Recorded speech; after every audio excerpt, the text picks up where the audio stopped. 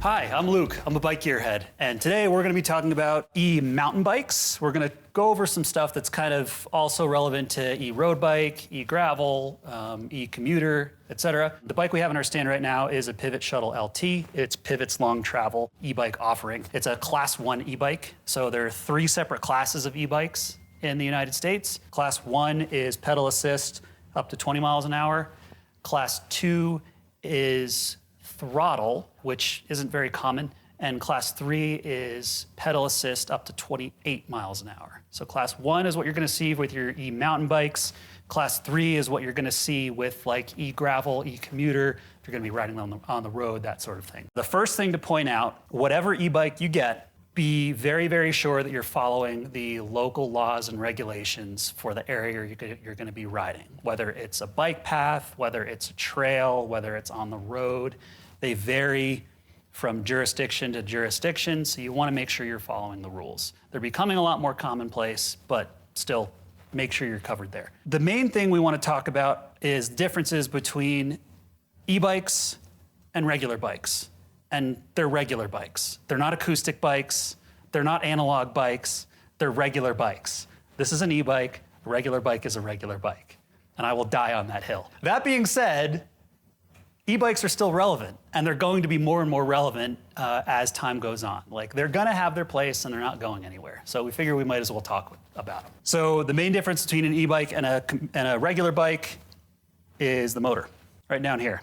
So what it is it's an electric drive system that's mounted to some sort of strain gauge, usually in either the crank arm or inside the spindle, which basically takes the amount of force you're putting into the crank or into the pedal and amplifies it. There are some e-bike systems that use a hub-based drive system. We obviously don't have one of those in front of us, but they do exist. So just make sure you kind of know what you're looking at. Another difference we can talk about is the weight. E-bikes are going to be heavier. Like, that's just, there's no two ways about it. There are some e-bikes that they're making that are lighter weight. The trade-off for that is when you get a lighter weight e-bike, typically you're going to lose power.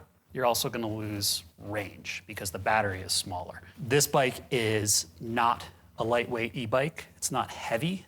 I think it weighs around whatever the weight is. We'll find it out and we'll put it up in the corner of the video somewhere. And you do feel that weight when you're out on the trail. Like, anybody who says you don't feel the weight when you're out on the trail is kind of lying to you or lying to themselves. Like, you're going to feel the weight when you're out riding. But the benefits are pretty awesome too. The main benefit is you can ride longer in a shorter period of time. So you can cover more distance in a shorter period of time. So if you live somewhere where, say you finish a day of work and you want to get out and ride, but the sun's going to go down at 6 o'clock, right? You can get your local lap done before the sun sets with an e-bike, as opposed to a non-e-bike where you might be chasing the daylight a little bit. Another benefit is for these guys behind the cameras. When you go out on photo shoots and you're carrying, 60, 70, 80 pounds of camera gear in your bag, one of these makes it a lot easier on you. There are some other benefits to the heavier weight of an e-bike. You don't really notice it on the climbs as much because obviously you have a motor helping you, so the weight kind of disappears underneath you. But then when you're going downhill, typically you're not going to be using that motor. So you are going to notice the heavier weight. Typically what that's going to mean is the bike is going to track a little better because it's got a little bit more weight kind of hunkering it down and keeping it glued to the trail. So it does inspire a little bit more confidence. The downside of that is that if you're somebody who likes to get in the air and kind of play around and flick around on the trail a little bit, it's more weight. It's basic physics. It's going to take more effort to get that bike to move around. But the upsides, I think, outweigh the downsides in this particular case. With e-mountain bikes specifically, there are 4, technically 5 main motor systems out on the market. This Shuttle LT has the Shimano motor system.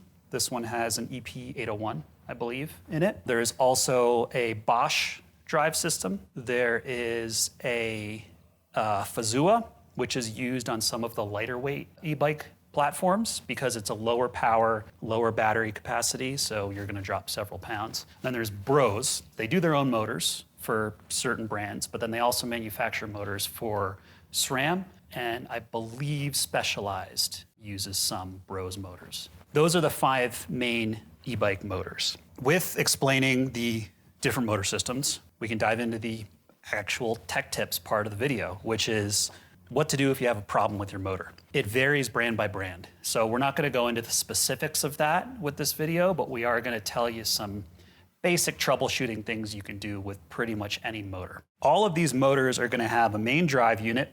They're going to have a battery, which usually sits in the down tube. That's why the down tube on these bikes are so kind of big and chunky looking. And then they're going to have wires that are going out in either direction to a sensor. Typically, there's going to be a sensor in the rear of the bike. And then also, you're going to have wires that are going to go to the front to some sort of display control system, and then usually to some sort of button system so you can toggle through the different modes of the bike. So some common errors that we'll see are errors that are related to like wire connections. So if for whatever reason you turn on your e-bike and this one, should turn on just fine, which it does, and you're not getting any signal, first thing you're going to want to do, check the battery. Make sure the battery's charged. If the battery's charged and you're still not getting a signal, what you're going to want to do is you're going to want to go in and check all your wire connections. So you want to push them in really firm. If you want to, what you can do is you can pull them out and then push them back in. Pretty much all of these systems, you're going to hear a really firm click when that wire kind of clicks itself into place. Next thing you want to do is, if you're still having problems, is check your speed sensor. These are going to vary. The location of the speed sensors are going to vary based on the drive system that you have. On this Shimano one, it's right on the inside of the non-drive dropout. So you want to make sure that there's no damage to anything there. Another thing that we see sometimes is the speed sensor is calculating the wheel revolutions based off of a magnet going past it. On this particular bike, the magnet is kind of clamped to the disc brake rotor. If for whatever reason this magnet has been knocked out of place, or if it's fallen off or whatever, the system will throw an error because it's not detecting the magnet. So you just want to check and make sure that the magnet is there. And if it is there and you're still getting that system error, you can kind of grab the magnet tab and kind of bend it so it runs a little bit closer to the sensor, just to make sure it's within like the tolerance, so it's grabbing that. Anything beyond that, if you're getting any sort of weird whining, clunking noises, take it to your local qualified shop. These systems are relatively complex. They're complex enough that the average home mechanic shouldn't be pulling the motor system apart and trying to figure out what's going on. It'll also void your warranty. So the things that I mentioned before, checking wires and stuff, like you're all good there, but once you start cracking the case of the motor open, like you're on your own. So with an e-bike, obviously, humans put out a good amount of power with their legs. The more so, the more you ride. But when you augment that with the power out of an electric motor, there's going to be a lot of stress and strain put on the bike, more than a normal human body can produce. So there are certain maintenance things that you want to be a little bit more careful of and a little bit more cautious of than a standard, regular bike. Specifically, the drive system and the braking system. So the braking system first. Obviously, e-bikes are heavier, which means they have more momentum, which means it takes more power to stop them. So that's going to mean your brake pads are going to wear down faster than they would on a normal bike. Check your pad wear, because if you don't replace your pads fast enough, they're going to damage your rotor, then it's going to be a much more expensive repair. So if you're riding in like a kind of wet, muddy climate where brake pads typically wear down faster anyway, check them every 3 to 4 rides. If you ride in a dry climate, 5 to 6 rides. Literally takes 2 seconds. You just look down inside the caliper. Cool, I've got pad material. You're good to go.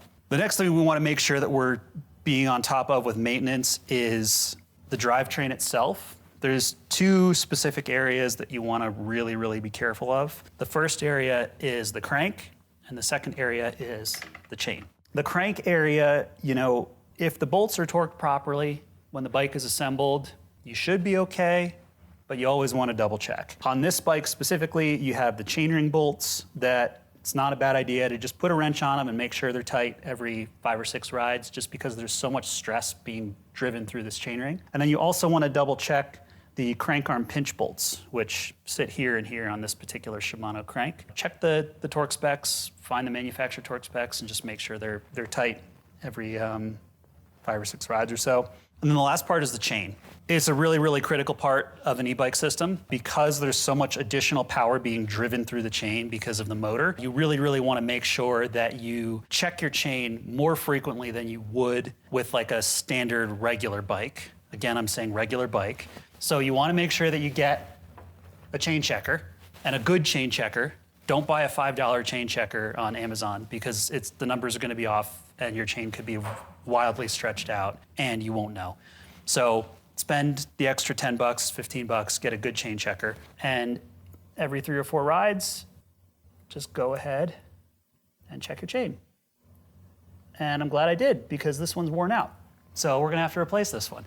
2 more things about e-bikes we want to talk about that are different than regular bikes. The first one is the suspension. So there are some slight differences between an e-bike optimized suspension and a normal suspension, and they also see different levels of wear on the components than a standard regular bike would. The rear shock specifically is going to get a little bit more work because when you're going uphill, you're going faster. It's just getting more of a workout going uphill. Same with downhill because it's heavier. Because of that, you want to be mindful of the service interval on these.